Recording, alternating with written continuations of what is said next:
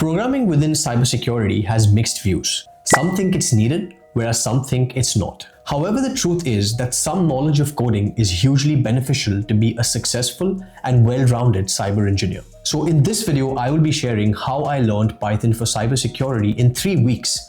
And let's look at how we can automate some SOC workflows. We'll capture traffic in Wireshark, use Python to detect suspicious patterns, etc. And that's not all. I'm yet again doing an interesting giveaway. So watch the video till the very end. Starting off with why Python matters in cybersecurity. Let's look at some facts first. If we consider SOC analysts, they don't learn Python to become software engineers. They learn Python because the job is chaos. Alerts, non-stop logs, everywhere repetitive work and not enough time. Python gives you leverage. It turns 30 minutes of manual work into literal 30 seconds. Now, what resources did I use to learn Python? I used this course called Thinking in Python that is offered by Brilliant. I was doubtful at first because they claim they teach Python in a very interactive way, and I wasn't sure, but I still went ahead and I was pleasantly surprised. So what exactly is Brilliant? It is a learning app with interactive lessons in math, programming, data analysis, AI, as well as science. It's built around visual problem solving. You're solving interactive challenges the whole time and getting instant feedback, which is huge if you're learning to code, because it's more focused on practical learning. Also, this course offered by Brilliant focuses on thinking. Memorizing code in any way is the wrong way of studying programming. And that's why I think their style of learning works well, especially for Python. In cybersecurity, you need a very specific set of Python fundamentals. And this course focuses on teaching you Python by using cybersecurity-based examples. When I was learning the Python course, the whole scenario was around fixing the security aspect of an app for an imaginary company, and you then solve these problems that automatically help you retain cybersecurity and coding concepts. As part of the course, you will learn variables and data types, conditionals, loops, functions, dictionaries, etc. And all of these are so crucial when automating workflows within cybersecurity. However, to give you a look of what this actually feels like, let's look at level 1, which basically focuses on beginner topics, and as you go further up the levels is when things get complex. In level 1, you learn how to update variables, printing of variables, variable dependencies, and there are questions for each sub-module that you've got to solve. And as I said earlier, the way it teaches you, it's very interactive. Let's look at a couple of questions from level 2 that focuses on conditional logic. We go into Boolean expressions, which is one of the sub-modules under conditional logic. And once you're there, you can see the question. It says, now it's time to make the app's login process more secure. Let's use Boolean expressions to get started. A user is attempting to log in with the password something, set their attempt and check if it matches the password.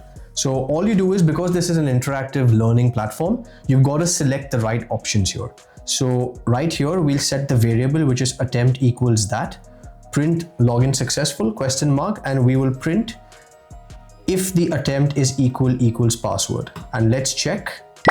And right away, it shows you whether your answer is right or wrong. And if you want any explanation, you just hit on the Y option right here, and it will show you the correct explanation for what the answer actually is. And as you keep moving through the levels right up to level 14, you will see all the concepts that you've learned, and things get more complicated as the levels go higher. Also, Brilliant keeps you on track. It's kind of addictive because you want to keep wanting to finish the next challenge.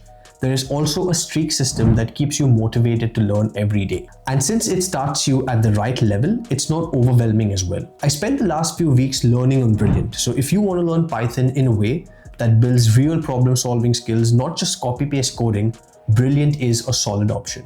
And I am giving away 30 days of free access to Brilliant.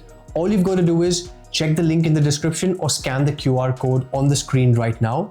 Brilliant is also giving our viewers 20% off their annual premium subscription, which means unlimited daily access to the platform. I'll put the link below, do check it out. And now let's see how SOC analysts use Python to make their lives easier. So what we're going to be doing is, using VirtualBox, we're going to be launching 2 of our VMs. One is going to be our Kali Linux machine, and the other one is going to be our Ubuntu machine. From our Ubuntu machine, we are going to generate bursts of ping traffic towards our Kali Linux, let's say 50 plus ping packets. And while this is happening on the Kali Linux, we will run Wireshark and perform a capture of all of the traffic that's coming into the Kali Linux machine. Once we stop the Wireshark capture, we will then output that PCAP called as, let's say, traffic.pcap into a tool known as tshark. tshark is used to format Wireshark PCAPs, and we'll then take that output from tshark and input it into our own Python program that I will show you how to write. First, let's generate some burst traffic from our Ubuntu machine and let's capture that using Wireshark on our Kali Linux VM. So let's dive in. Let's first look at the IP addresses of both the machines. The Kali Linux is 192.168.0.206, whereas the Ubuntu on the other hand is 192.168.0.239. So let's open Wireshark on our Kali machine. So we go sudo Wireshark, and that should open Wireshark, and let's start a capture on ETH0. And while that capture is running, let's quickly go here and generate some ping traffic and ping the Kali Linux IP address .206. And once you do that, you should be seeing ICMP traffic come through on Wireshark. Perfect. So let's wait for these 50 ping packets to come through. And once that's done, we'll stop the Wireshark capture. Once we stop the capture, let's quickly save it. And we will give it a name, traffic, and let's save it as type PCAP and just hit save. Once we do that, we can quickly check on the CLI. We do an ls and let's see if we can see traffic.pcap. There we go. So we can see our file.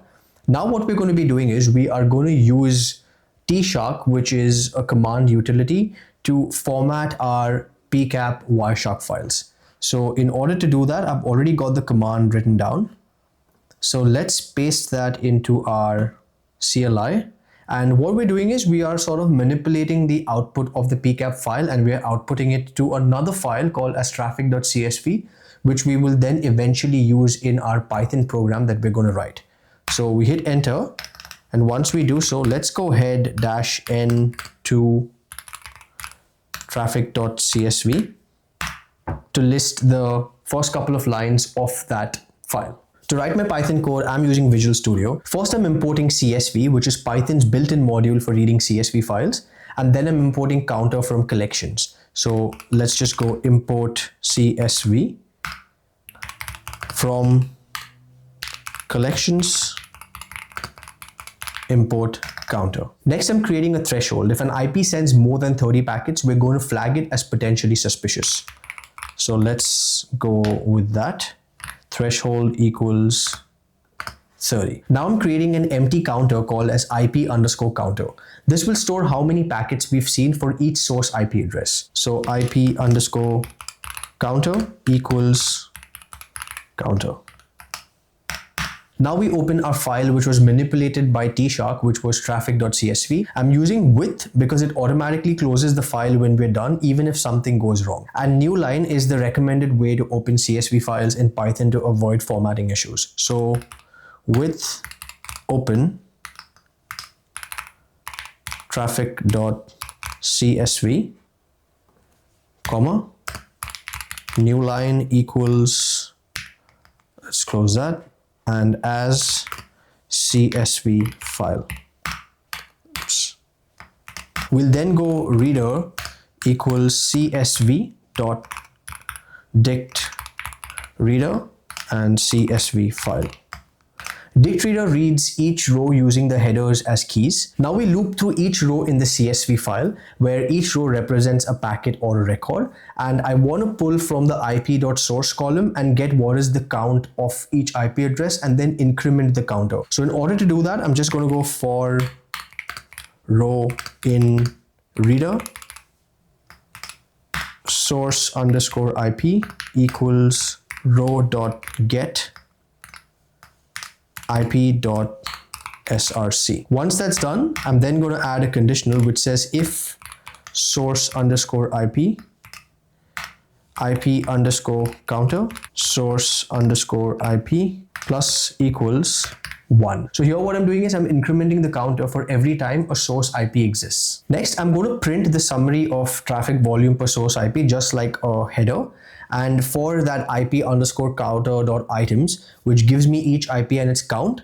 And then I'm going to be using fstring to format the output nicely. So let's quickly write that piece of code as well. And now we print a second section for potentially suspicious IPs for any source IP that's present in our traffic.csv file that is more than our threshold, which was set to 30. threshold.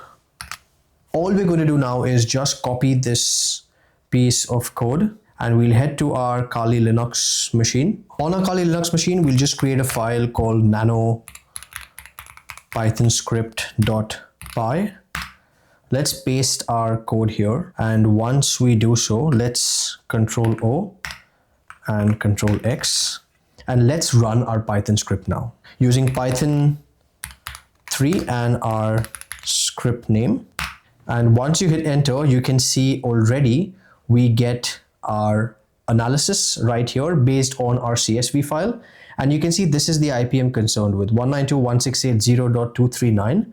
This says 50 packets, which is above threshold. And this is our Ubuntu machine from which we pinged 50 packets. This is exactly what SOC analysts could use in order to automate their day-to-day tasks in order to find exactly what they're looking from vast pieces of logs. So there you go, guys. This was a real example of how Python is used within cybersecurity, specifically within the SOC analyst domain. If you found this video helpful, comment what you think about what I've showed in the video. I've also got another sort of demo script, which is Python based again, in order to enrich a JSON alert and perform some analysis on that as well. Basically automate, again, another aspect of a SOC analyst workflow. Comment in the comment section if you want me to send that to you. As I said, I'm doing a giveaway, 1 month of free Brilliant premium subscription. All you've got to do is just comment why you want to learn Python, share this video to LinkedIn and tag me as well. Thank you so much for watching and I'll see you in the next video.